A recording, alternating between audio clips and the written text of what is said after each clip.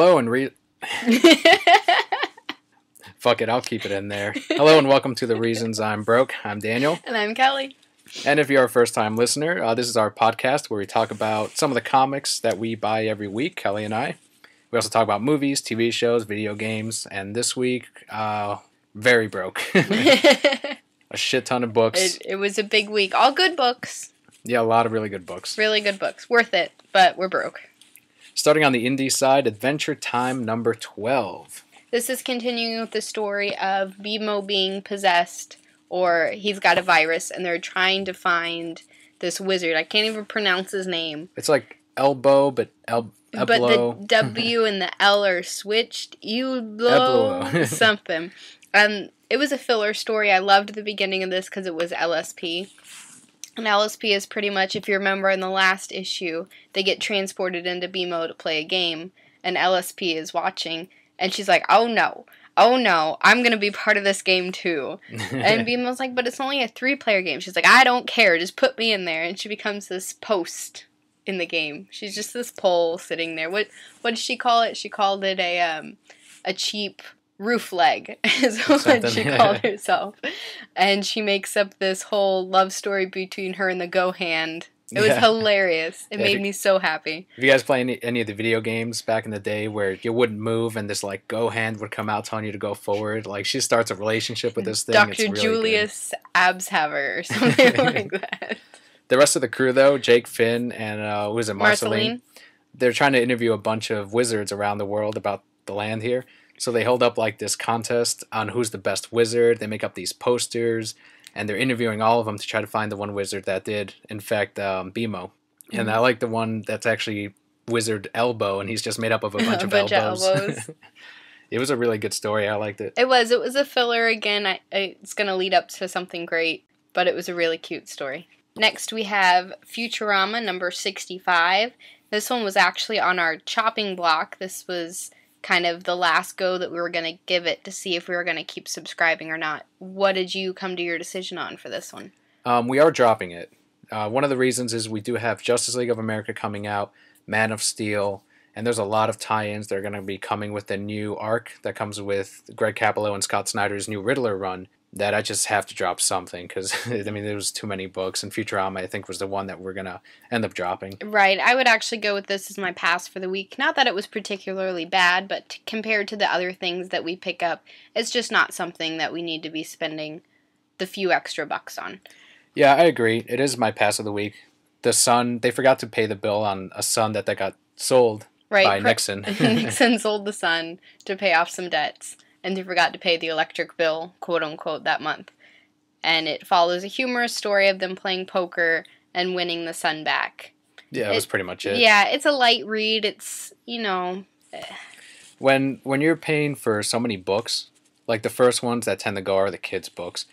So Futurama, Simpsons, the ones we did drop were like Ultimate Spider-Man, the Ultimate version, not the cartoon one, not the actual real one. Right, we dropped... Marvel Universe, something. No. Young Justice. We Yeah. dropped that one a while ago. We dropped Green Lantern. Mm-hmm. Those are always the first ones. Right. So, like we said, not terribly bad, but just not something we want to keep going. And Superman Family Adventures, number 9. I can't remember if we mentioned it last time, but this was another title that got canceled. Right. Was really enjoying it. It's going to continue for a couple more issues, but as of April, I don't think there's going to be any more Superman Family Adventures. Maybe it's May. But I really enjoyed it. You got Brainiac and Lex Luthor working together. I enjoyed the Periwinkle Kryptonite. It made Superman fabulous. Yeah. It was a really cute story, though. You get to see more of Mama Superman. Yeah, I'm really excited for number 10 because they're going to more expand on her story. Mm-hmm. I liked how she came in with Brainiac, and she's like, no, you sit down and you stop doing this. You're making your dad angry. Yeah, because then they're like...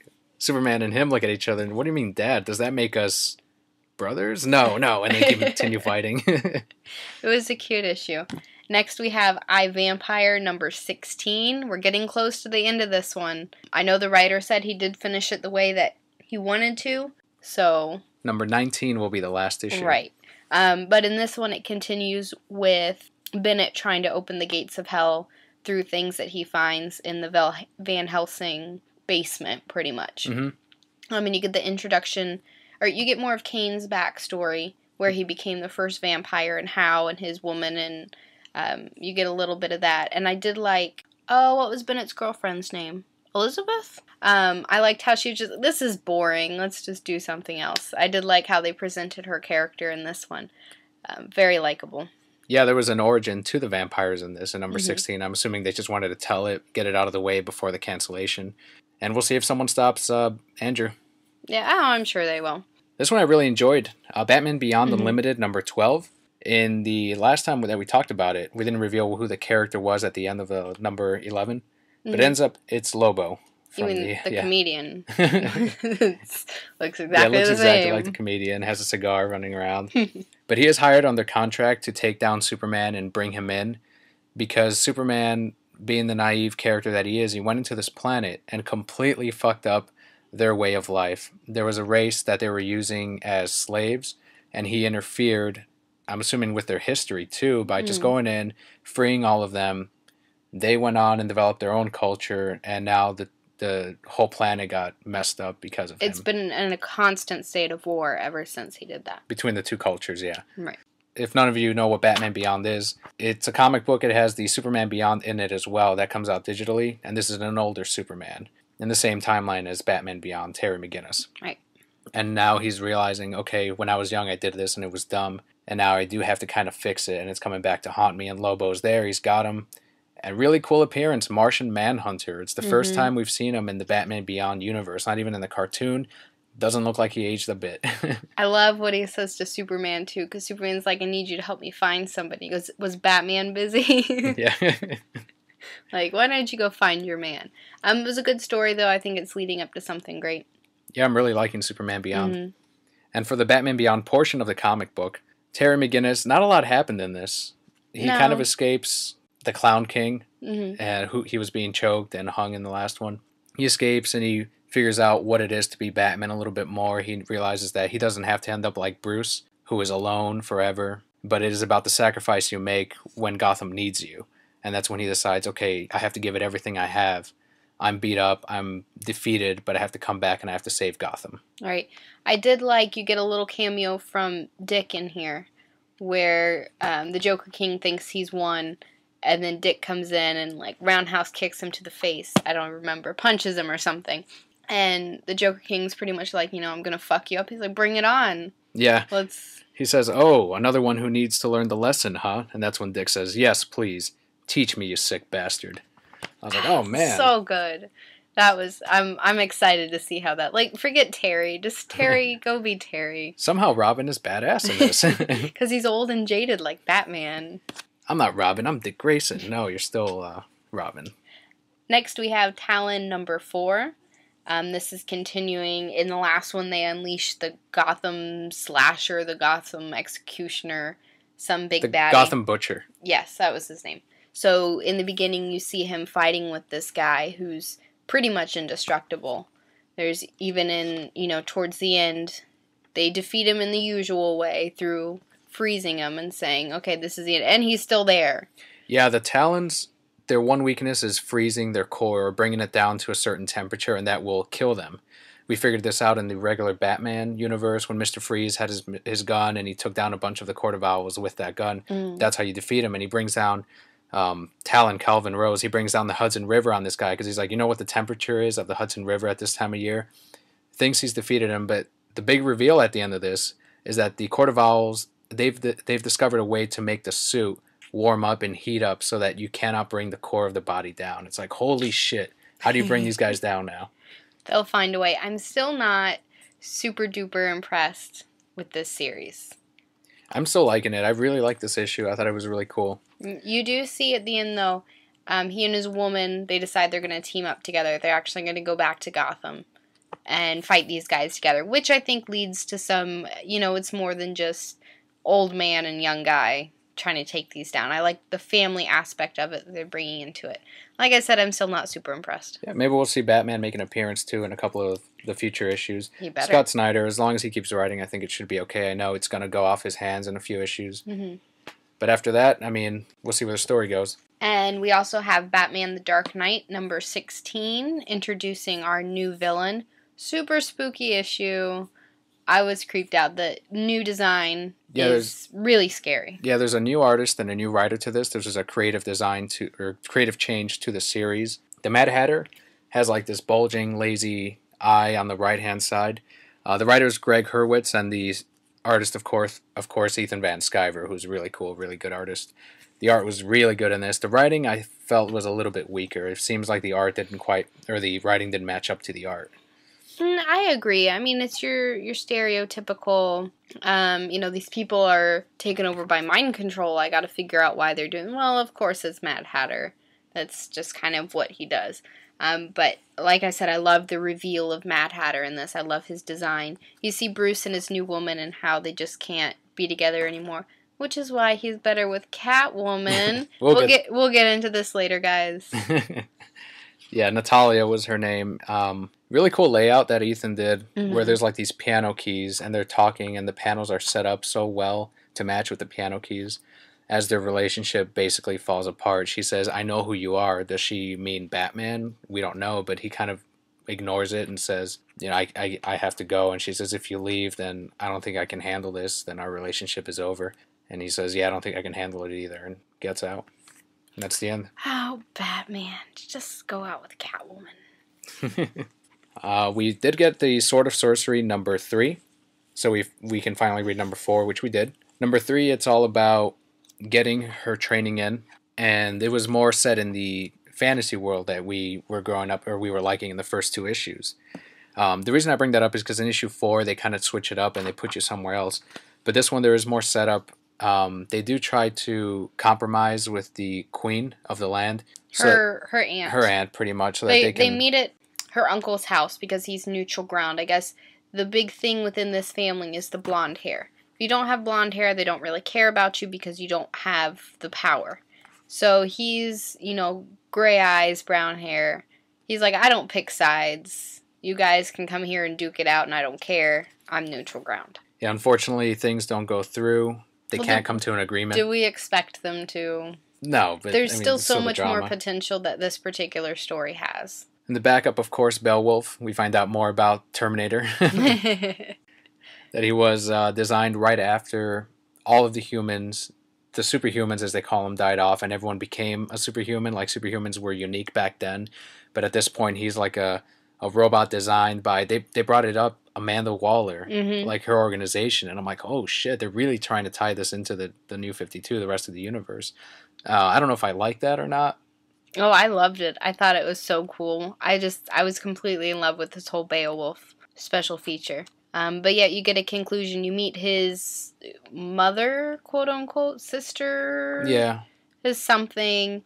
And she says she's going to bring him to his full potential, which pretty much means he's just going to be this extra super killing machine. So with the help of the boy who's been following him around, they defeat her. And then they go back to the village. And I'm hoping they do more because you still have that guy who hasn't gotten what's coming to him yet.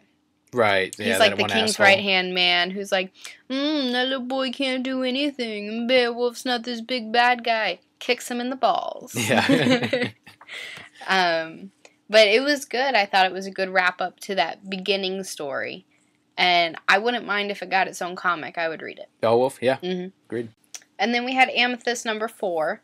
And like Daniel said, it goes back to the real world. She runs into Constantine, and this is a direct tie-in to Justice League Dark, which we didn't pick up, so we were kind of lost a little bit, but she runs into Constantine. She just wants to go to Chicago to get a piece of pizza. Right. Well, problems ensue, as we all knew they would, and she runs into a witch. I didn't like that this was taken out of the fantasy world. I agree. That was my only complaint with it. I felt the story was weaker. You built these great characters in the fantasy world, and suddenly you just got this regular old witch with her demons and Constantine. Yeah, a corporate witch. She wants to try to hold some of the senators ransom and make more money using magic and demons and all this. It was silly. She stopped, and then she kind of continues back into her own world. But I think you're right. It is a tie into Justice League Dark, but I think this is just like a transition issue to try to get you back from the Justice League Dark Universe into the Sword of Sorcery universe. Right. I think it would have remained stronger if they kept Sword of Sorcery where it was in the fantasy world, and then you could just pretend there's nothing like that in the real world. Yeah. That's what would have made me happiest. But, it's a filler issue. Don't skip it. Keep going with the story. And then Batman and Robin Annual, #1. My pick of the week. Mine as well.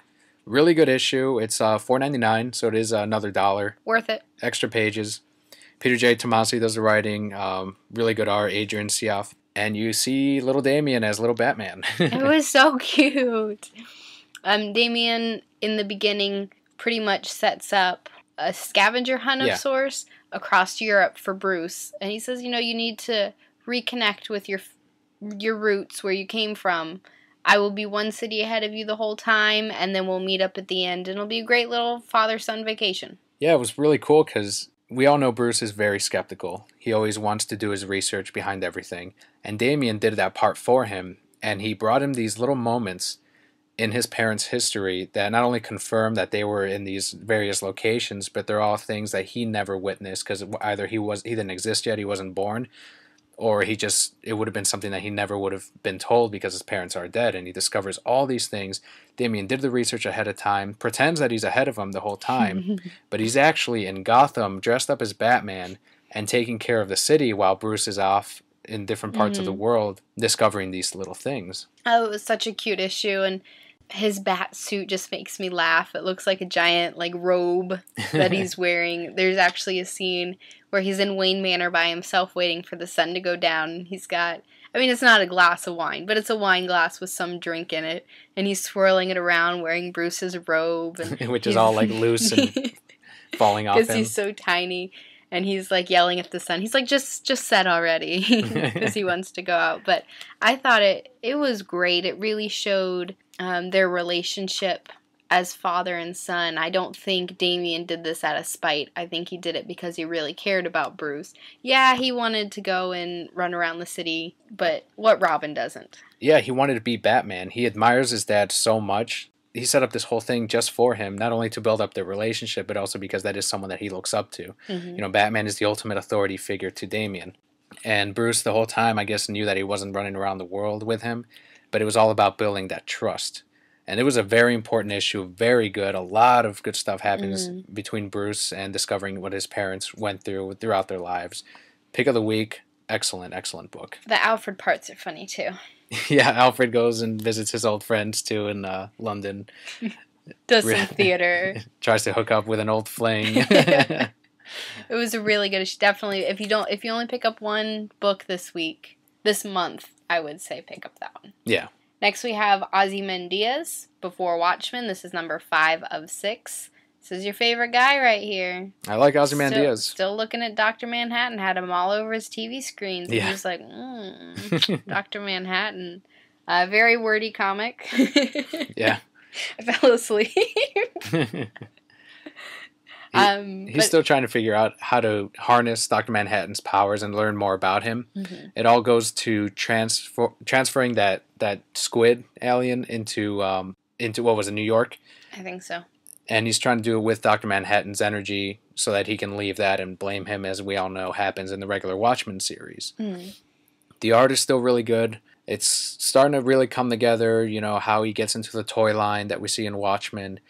Number 6 is going to be very crucial on whether or not this little series is successful, similar to how before the Minutemen ended really strong. I'm hoping number 6 does the same thing. Right. It was, continuing with the story. I still think it's written very well. It is, like I said, a very wordy comic because it's his diary pretty much. Mm-hmm. And then, so he talks about it and then you watch it unfold. It's still a great, great book. Great story. I think it fits in well with the Watchmen series as well. And also Superior Spider-Man number 2. If you're following along, Doc Ock is now in Peter Parker's body. Peter Parker's dead, but Peter Parker's a ghost. Ghost Parker. The whole point of this issue was just Doc Ock trying to hook up with Mary Jane. He was so creepy. He's trying to be all sweet and debonair and taking her on all these, let's go ice skating, here's some flowers, let's go to this place. And he gets shut down every time. But she's kind of buying into it a little bit, is what I like, because she kisses him on the cheek, and he's like, oh, strike two, I've got to try again. But she's kind of like, you know what, thanks for giving us that space to not take things too fast, too quickly. Right, to take things slow. And I'm like, well, Doc's kind of succeeding in a way. And he's like, oh, I just want to get with her. Oh, wait. You know what I just realized? All your memories are in my head. I can remember all the times you ever hooked up with MJ. He can't talk to Peter, of course. Right. But he's just speaking to Peter as if he's there. We all know Peter is, but Peter can't interact with him. So Doc Ock's remembering all these times that Peter and MJ had sex or they kissed or whatever, and he's reliving all of that throughout the night. So shady. And he wakes up and he's like, oh, that was great. And Peter's just like really upset at him. That's hilarious. My favorite part, though, is he relives all this with Mary Jane. And then he wakes up the next day and he says, oh, that's great. Now I got to find a new girl. Yeah. Like, done with Mary Jane. Let's go find somebody else. And when he's showering, Peter's like, stop touching my body. It's so gross. But there was kind of a really cool ending to it. You find out that Doc Ock can do something that Peter Parker was never able to do with Mary Jane to really keep her safe. Creep on her? Oh, no. Being able to separate himself from Mary Jane and from Spider-Man with her, because that is what brings danger to her. Very easily, he's just like, I don't think this is good for our relationship. This isn't safe for you. Good night. And Peter was like, wow, that is something I was never able to do. It goes back to the title, Superior Spider-Man. This is, in a way, a better Spider-Man. In some ways, maybe not, but really cool issue. Right, it was. It was a great issue. 2 more hardcovers that I got. Legend of Zelda, the Hyrule Historia. This one is the collected timeline from The Legend of Zelda, and it also has a bunch of the history behind the games, the concept art, the story. Everything is broken down. Any Legend of Zelda fan should definitely pick this up. It's $34.99, which is a bargain for all the content that you get. The presentation is really nice, really gorgeous green cover. My only thing is some of the concept art was really small. Some of the little notes that they put down next to the concept art, which I'm sure they translated, when they put it in English, it's still in very small type, so it's hard to kind of see and appreciate some of those drawing lines. Me as an artist, I always like to see the sketch lines and all that. I don't think fans would have minded paying an extra $10-15, especially Legend of Zelda Nintendo fanboys, to get a couple of extra pages, some full page dedication to some of these really nice pieces of art in it. I agree. I see what you're talking about. I can also understand why they had to make it so small, because there is a ton of content in this book. I don't think they missed out on anything. No. When they went through. It's beautiful. I'm not a huge Zelda fan, but I can appreciate this book. It's gorgeous. Definitely pick it up. And also I got the Super Street Fighter graphic novel Volume 1. It's another hardcover. This one they are bringing out Udon Comics. They used to bring out the monthly book for Street Fighter. They did Darkstalkers at some point, which I really enjoyed. And now what they're doing instead, since those didn't sell too well, they did finish up the stories, but they weren't selling as they wanted. They're putting a bunch of issues together in a brand new series, all new stories, continuation of the old Street Fighter comics in these thicker graphic novels. It's not as thick as, let's say, that Legend of Zelda Hyrule Historia, and it's the same price. It's $34.99. That is definitely overpriced, but these books always usually are. Anything that comes from Udon, their art books are usually $49.95, whatever, for like the Marvel vs. Capcom one. So you know what to expect. I think for the story that they're telling, it's not worth paying $34.95. If you can find it cheaper, if you like Street Fighter, sure, pick it up. You know what you're getting in this. You're getting a bunch of action scenes from different artists. Every time a new chapter starts in the story, it's a whole new artist, new colorist. Some of them are very good, and some of them are not so good. I don't know if it's the way they printed on this book, but a couple of the panels are a little too light, and they wash together way too much. And then you turn to the next chapter, and the colors are great. So I don't know if it's the artist or if they're doing it digitally and it just doesn't translate well. I'm not sure. I may get the second one just to see if things improve. The story's kind of got me a little bit where they're trying to. It's another Street Fighter story. There's a big organization that's trying to do something big by creating a new fighter using genetics and tapping into human energy. And of course, Guile has to get a couple of the fighters together to figure out what happened to Ryu, because he went missing, and some of the fighters are coming back, some aren't. In between, you get a couple little fights between other characters. But if you're big on Street Fighter, buy it if you can find it cheaper. Some sad news this week. Yes. Very sad news. Cartoon Network has announced that after this season, they are dropping Young Justice Invasion and Green Lantern, the animated series. That's it for those two shows. And we were just talking about how cool it was that they just announced Sinestro, and they came up to a very interesting point with Aya and Razor. They're so in love. And now it's like they did cancel these. I understand why they did it. They're not getting enough views, and I support them doing this, but I am very, disappointed and sad that these shows have to go. Right. They're going to finish off the seasons that are left, and then we're going to have Beware the Batman and Teen Titans take over from here. And Powerpuff Girls. And Powerpuff Girls, which are going to be 3D, but I don't think they're going to be in the same airtime as Batman and all them. Yeah, I do. I really wish they could have kept them. Like I said, or like you said, it's all about money, and they weren't getting the views and thereby the money that they needed for these shows. They were great. If you guys haven't seen them, I think they're coming to Netflix next month. Yeah, in March. Mm-hmm. They're fantastic shows. I wish there was some way they could do it, online, do little shorts or something. I don't know that they'll bother to do that, but the way that these shows are created now, it's very hard to finish off a season or a series because it takes so long to do just one episode. Mm-hmm. So I don't know if they're just going to end it in a way that, okay, here you go, here's enough time. If you guys can create one episode to just wrap things up, which would be awesome of Cartoon Network to do, because that shows appreciation for the show and for the fans. Absolutely. So we'll see what happens, how they end. Sinestro hopefully turns into a Yellow Lantern before the show ends. There is a petition going about to try to keep them on the air. I haven't signed it. Whatever is in the best interest of Cartoon Network, that's what they're going to do.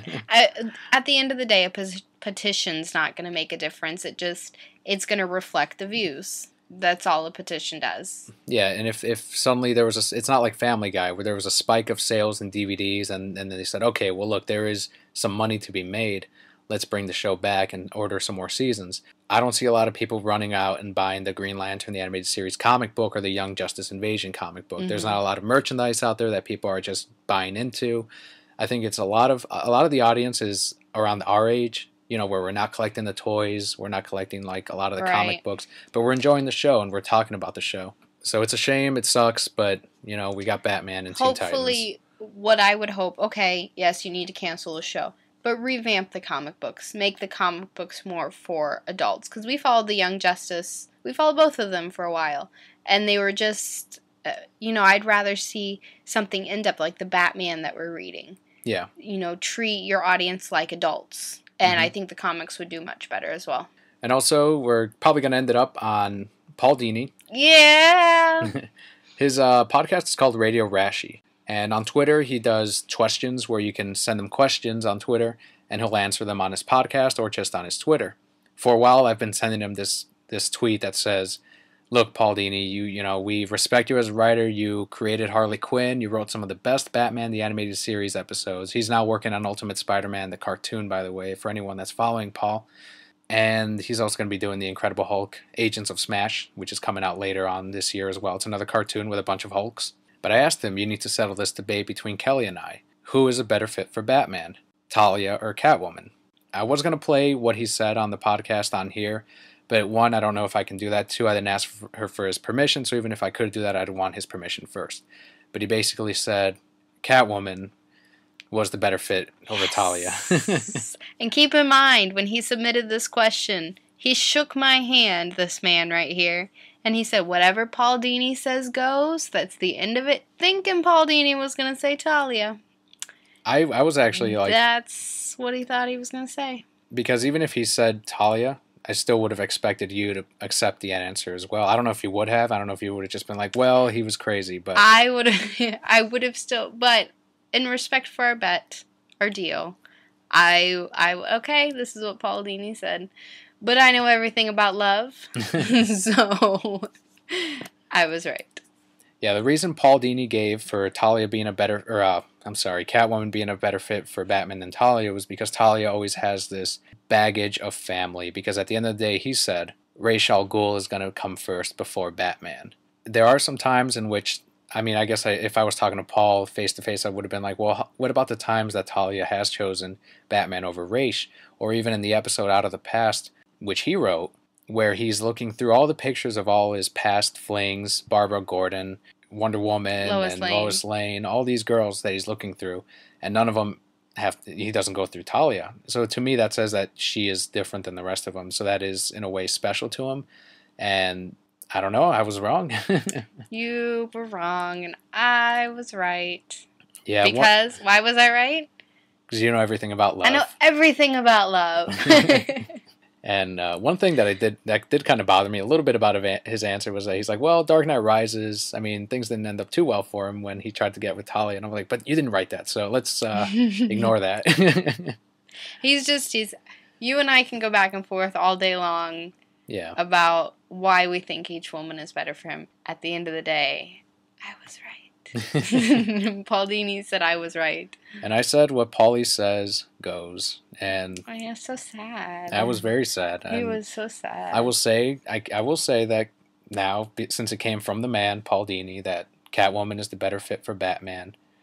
But I can say I like the relationship between Talia and Batman much better. That's fine. I will let you have that. I like the relationship between Batman and Catwoman better. Yeah, next week we're going to have the Young Romance. It's like the Valentine's Day special. There's going to be a story there between Catwoman and Batman. Because I know everything about love. And I guess the description is in the events of Death of the Family and the conclusion, how can Catwoman mend Batman, help him out with the tragedy? Oh, I know. The unspeakable tragedy that I still don't know. We don't know what it's going to be. We don't know who's going to die, if someone's going to die. I'm telling you, Jason needs to die again. Just with the crowbar. It'd be awesome. Make my day. But I think that is everything this week. Mm-hmm. Expect some Dead Space stuff next week, because Dead Space is coming out, as well as Fire Emblem this Tuesday. Yep. Fire Emblem did get delayed by a couple of days. There were some shipping errors. I don't know if it's everywhere in the U.S., but from what I understand, Game Informer put up this thing about it. How most retailers, Best Buy, GameStop, Target, they're all going to get their games a couple days late. We got some good books coming out next week. Not a whole lot, so it might be a smaller podcast. Right. We will also have the Nightwing trade. Yeah. Next week as well. I was slacking. I didn't get around to reading it this week. Yeah, it's the first trade, Volume 1 from the New 52, written by Kyle Higgins, who we listened to on Kevin Smith's Fat Man on Batman, and he was great. We really enjoyed his interviews, so I checked out his book, and I liked it. So we'll hear our thoughts on it next week. Mm-hmm. We are on Twitter, @ReasonsI'mBroke. Make sure to follow us. #ReasonsI'mBroke. Let us know what made you broke this week. If you're on iTunes, check us out on iTunes. You can just search Reasons I'm Broke. Leave a review. That definitely helps us out. It helps with the search results if people are searching for certain subjects on certain podcasts. If you're enjoying the show, if you're watching this on YouTube or on the iTunes store, wherever, let us know what you're enjoying, where we can improve, leave a comment, and I think that's it. Mm-hmm. Yeah, these sign-offs are never easy. I never know how to end it. But once again, I'm Daniel. And I'm Kelli. See you next week. Thanks for listening.